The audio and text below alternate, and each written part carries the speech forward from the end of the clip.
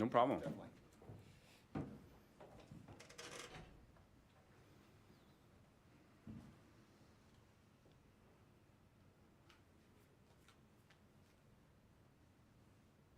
I'm ready. Thank you. Everyone else? Good. All right, well, good morning. My name is State Representative Ryan Spain. I represent the 73rd District in the Illinois House.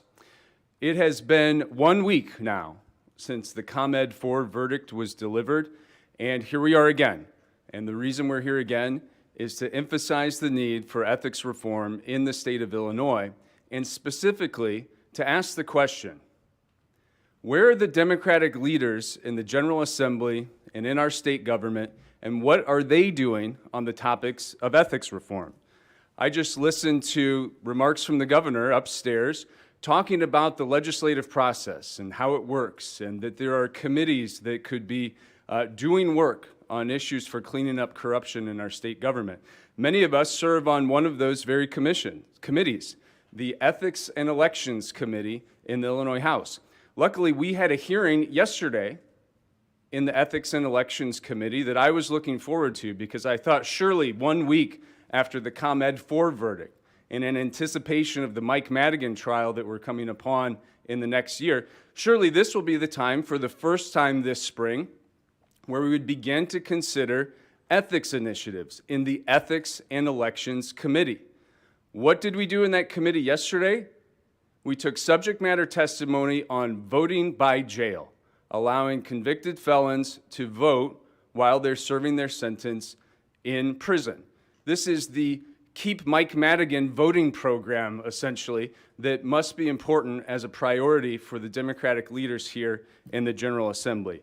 Where are the leaders, and what are they doing on the topic of ethics reform in the state of Illinois? We have just over 1 week to go in session, and we are not doing anything on this key and critical topic, one of the most important topics at the most important time in the history of the state of Illinois. This is not something that should be conducted in the last second of the legislative session. This is not an area where Democrats feign some interest in sunshine while negotiating an ethics package in the dark of night. We have seen what happens when Democrats take actions in dark rooms delivering gerrymandered maps and political corruption. It has to stop. We cannot continue to have business as usual here in the state of Illinois. Again, it is since the ComEd verdict. What has happened here? Today we saw that a former Democratic legislator left prison and is now working here as a lobbyist. That has happened in the last week. We've seen actions taken by Democratic leadership to expel one of their members from a leadership team for disruption. No action taken for corruption. In fact, the Speaker of the House, it is worth reminding you, was the chairperson of the Special Investigating Committee looking into and examining the conduct of Mike Madigan while he was in office, and now Speaker Welch is the person who swept all of those allegations under the rug, made comments that the activities investigating Speaker Madigan were a stunt. And he promptly shut those investigations. That's a conflict of interest. We see far too many conflicts of interest here, and we see far too little Democratic leaders stepping up and taking seriously the issue of public corruption that plagues our state of Illinois. I'll turn it over now to our Republican floor leader, Representative Patrick Windhorst.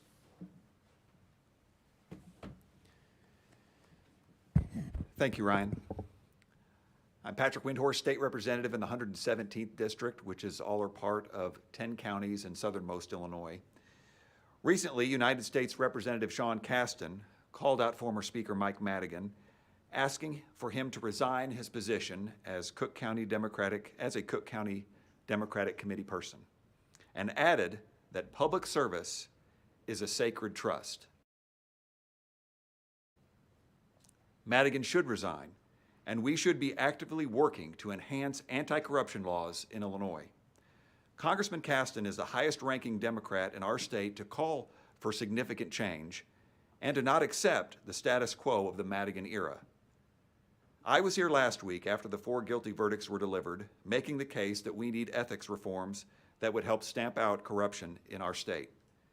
In my remarks shortly after the verdicts, here's what I said. We believe legislators shouldn't be lobbyists. We believe in halting the revolving door.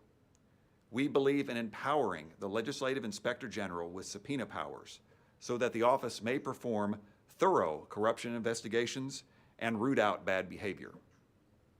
Yesterday, in the Governor Pat Quinn on this same topic knows we need change. Representative Caston is calling for change. So the question is, where are the House and Senate Democrats on ethics reform?